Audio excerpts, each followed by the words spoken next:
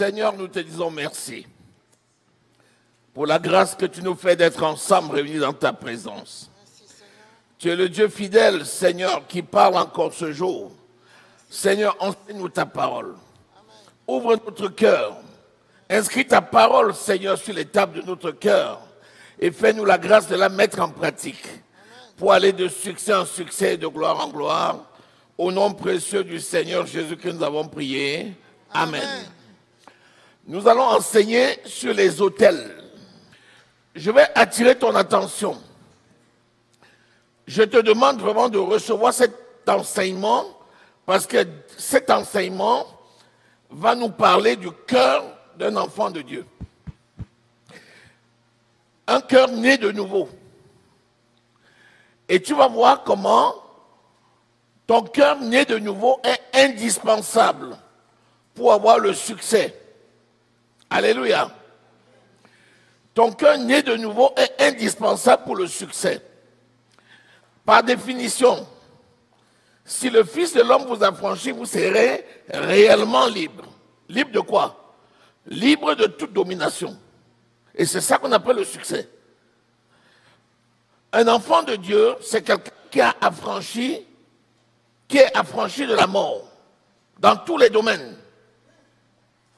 Maintenant, les autels, la compréhension des autels nous permet de marcher dans notre héritage spirituel. Lorsque tu entres dans l'église, c'est un lieu où nous prions, mais c'est aussi un lieu des sacrifices. Alléluia. Alléluia. Le Seigneur dit que sa maison doit être une maison de sacrifice. Ésaïe. Et Jésus lui-même dit, ma maison doit être une maison de prière. Alléluia. Et Dieu dit, ma maison doit être une maison de sacrifice. Ma maison est une maison de sacrifice. Donc, nous, quand nous sommes enfants de Dieu, notre vie, c'est une vie de sacrifice. C'est pour ça que Apocalypse 1, versets 5 et 6 dit, il nous a fait un royaume de sacrificateurs. Donc, si je suis sacrificateur, donc je fais les sacrifices.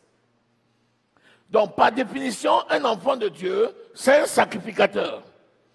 Comme nous sommes un royaume, nous sommes rois. Et comme nous sommes des sacrificateurs, nous sommes un royaume de sacrificateurs pour servir à la gloire de Dieu. Apocalypse 1, verset 5 à 6. Bon, donc là, je veux m'adresser à des sacrificateurs. Maintenant, si tu es sacrificateur, ça veut dire que tu exerces une fonction sacrée dans la maison de Dieu. Et aujourd'hui, nous allons apprendre à exercer la fonction sacrée. En d'autres termes, l'enseignement sur les autels nous aide à comprendre comment nous, en tant que sacrificateurs, nous exerçons notre fonction sacrée dans la maison de Dieu.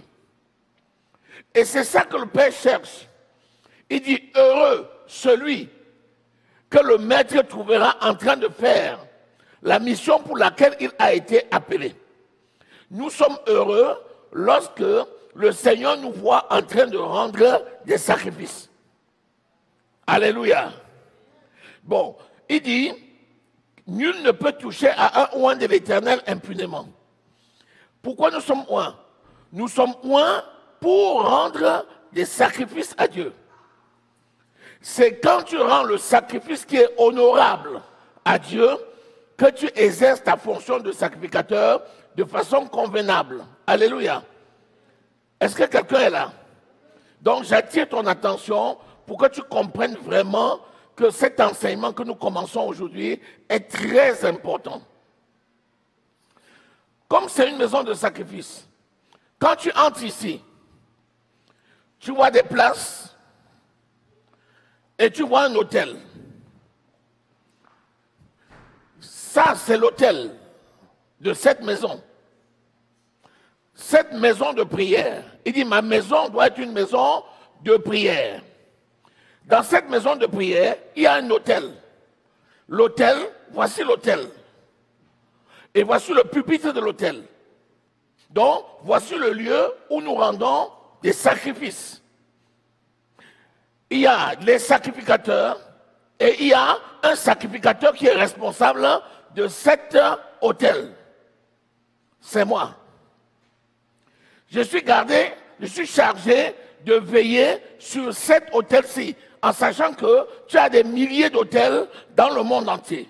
Celui-ci, j'ai été appelé pour en prendre soin.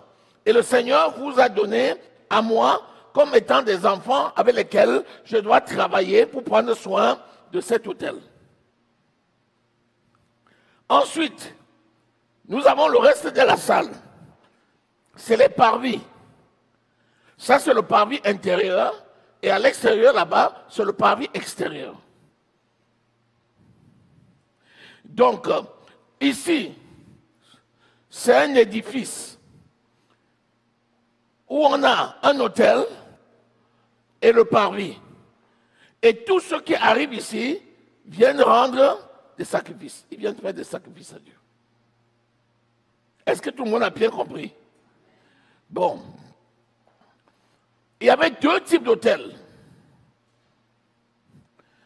Quand tu prenais le tabernacle, il y avait un premier autel qui était situé sur les parvis.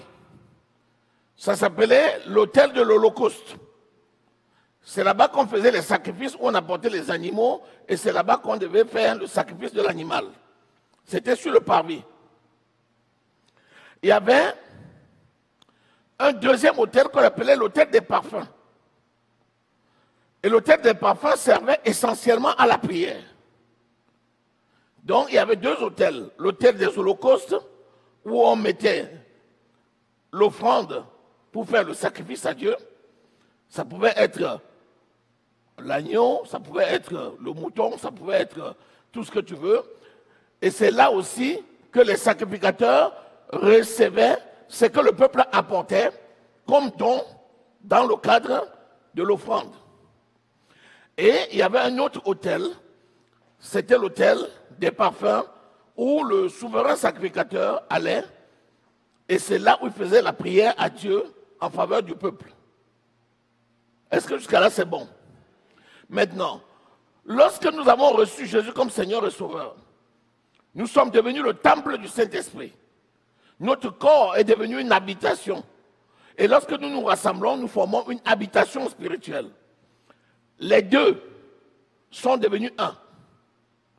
Et donc désormais, l'autel de l'Holocauste et l'autel des parfums sont un seul et même autel. Et nous sommes des enfants de Dieu, chargés donc de faire les sacrifices. Est-ce que jusqu'à là c'est clair? Voilà. Maintenant, allons sur la concordance Strong. Est-ce que nous avons Internet? Mais Strong, et tu mets autel, A-U-T-E-L. Nous allons voir la définition du mot autel, parce que de la définition du mot autel va se dégager beaucoup de fonctions du sacrificateur. Alléluia. Le mot autel a une origine hébreu. Et son origine hébreu, Bomos, B-O-M-O-S, qui veut dire abattre, égorger ou encore offrir. Par référence à quoi? Par référence à l'agneau que l'on apportait pour les sacrifices. Rappelez-vous que le sacrifice des taureaux et des boucs se faisait dans l'Ancien Testament pour calmer la colère de Dieu. Et rappelle-toi que Jésus-Christ est l'agneau de Dieu venu ôter le péché du monde.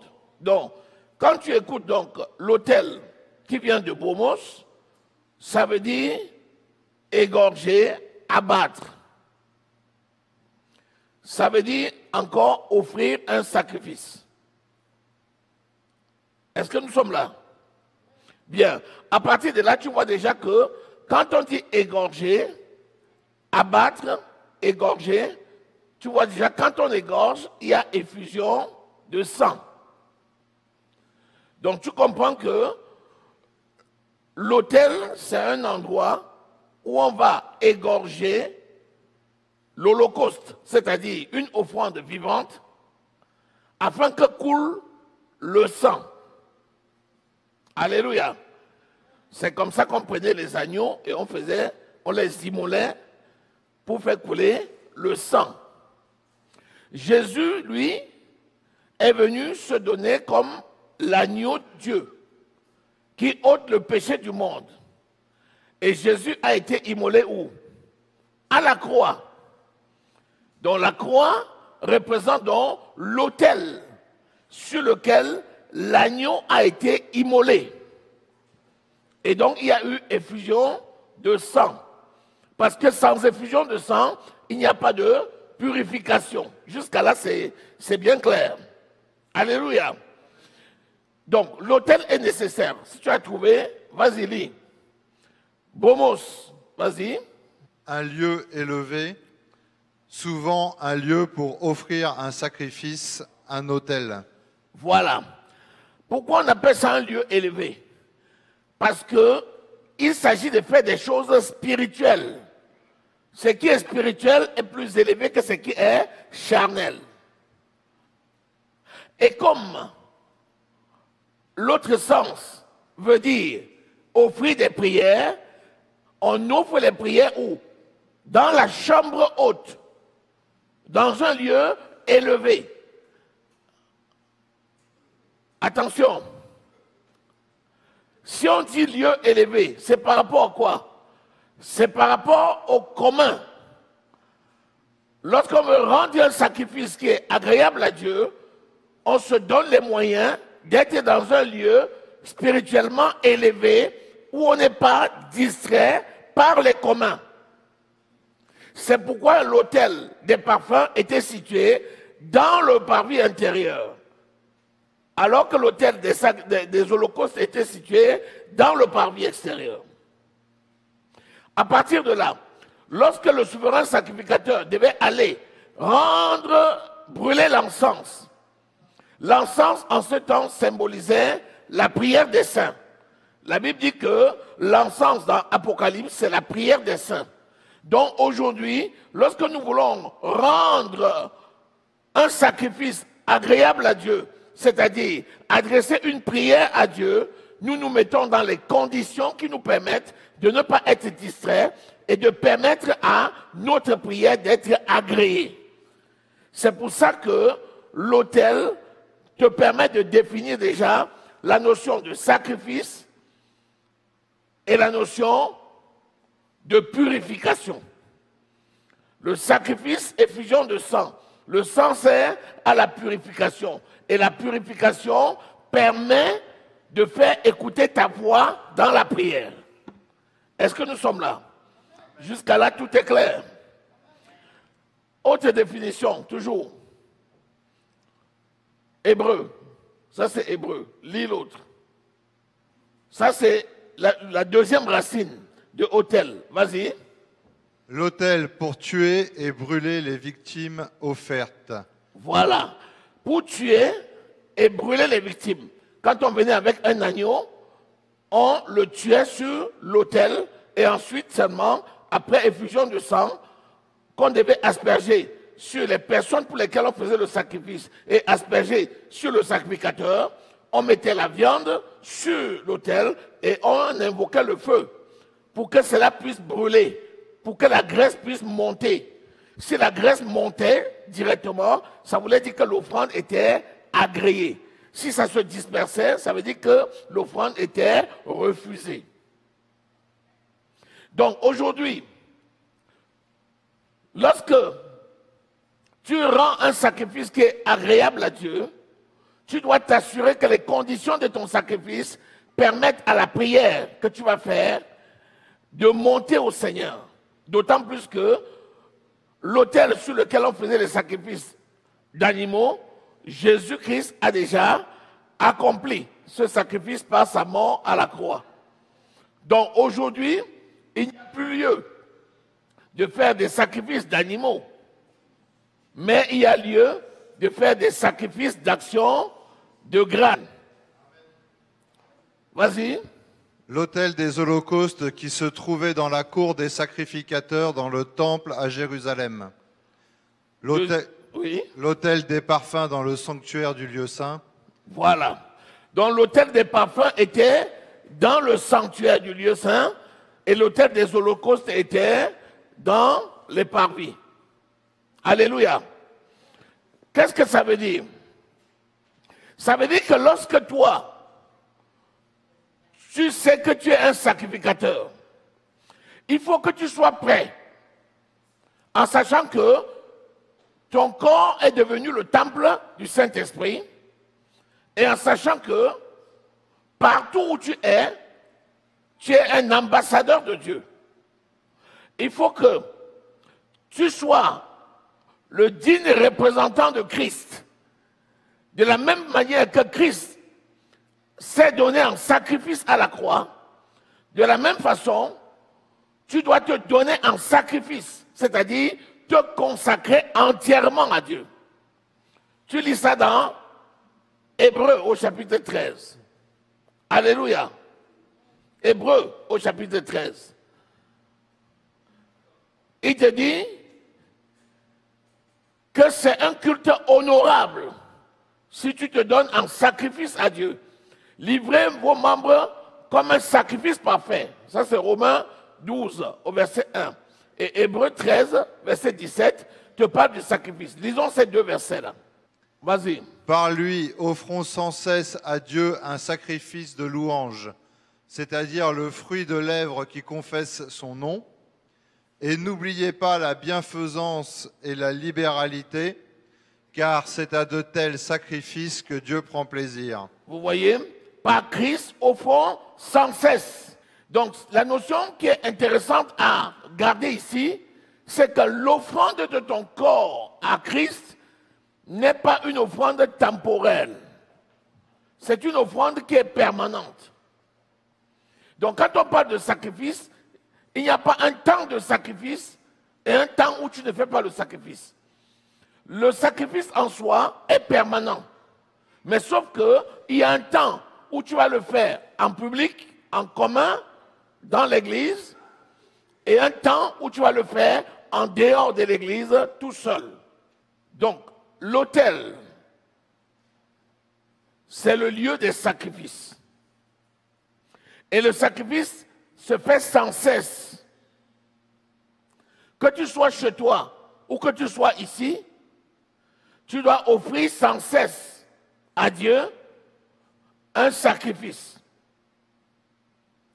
Et ce sacrifice-là va se faire à un endroit. Ça commence toujours par un autel. C'est l'autel de ton cœur. Dès que tu deviens enfant de Dieu, le premier autel que tu vas bâtir, c'est l'autel de ton cœur. Parce que le Saint-Esprit vient habiter ton esprit. Donc tu dois bâtir l'autel de ton esprit. Parce que toute ta vie en dépendra. Tout se joue à ce niveau-là. Donc tu vas bâtir l'autel de ta vie à partir de ton cœur, c'est-à-dire ton esprit. Donc partout où tu es, tu dois prendre soin de ton esprit et tu dois le bâtir de manière à ce que tu puisses y déposer régulièrement des offrandes qui permettent un sacrifice agréable à Dieu. Ensuite, tu quittes la maison et tu viens à l'église.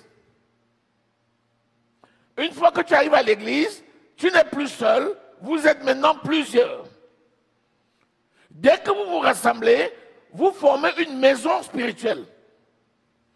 Et cette maison spirituelle habite un lieu qu'on appelle le temple. Mais en réalité, le corps de chacun est déjà le temple du Saint-Esprit. Et quand nous nous rassemblons, nous formons un lieu qu'on appelle le temple. Les murs que vous voyez, c'est l'édifice qui abrite le temple. Et dans cet édifice-là, on vient pour y faire des sacrifices. Et lorsqu'on y entre, il y a le parvis et il y a l'autel. Donc ce qu'il faut faire, c'est veiller sur l'autel. Parce que si l'autel est pollué, tout le sacrifice est pollué. Alléluia.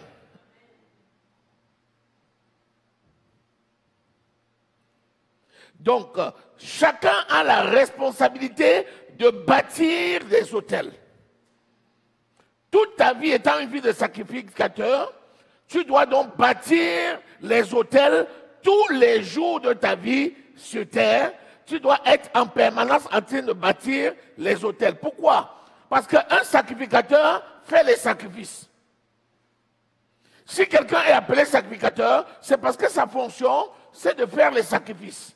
Pour faire les sacrifices, il faut les autels, il faut l'offrande. Pour avoir l'autel, il faut bâtir l'autel. Dans l'église primitive, chaque fois que quelqu'un entrait dans le temple, acte au chapitre 2, verset 41, les gens avaient ce qu'ils avaient. Ils arrivaient devant l'autel. Et sur l'autel, tu avais Pierre. C'est l'apôtre Pierre qui était désigné comme le responsable des apôtres. Mais il y avait les autres apôtres. Et chacun venait déposer son offrande au pied des apôtres. Nous mettons les offrandes souvent dans les paniers. Logiquement, ce n'est pas comme ça.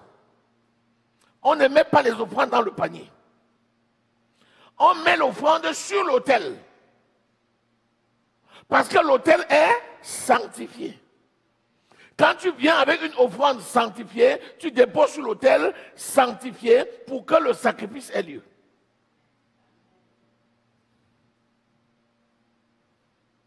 Et donc lorsque tu viens à l'autel pour y faire un sacrifice, la Bible dit, tu dois d'abord faire un examen de ta conscience pour savoir si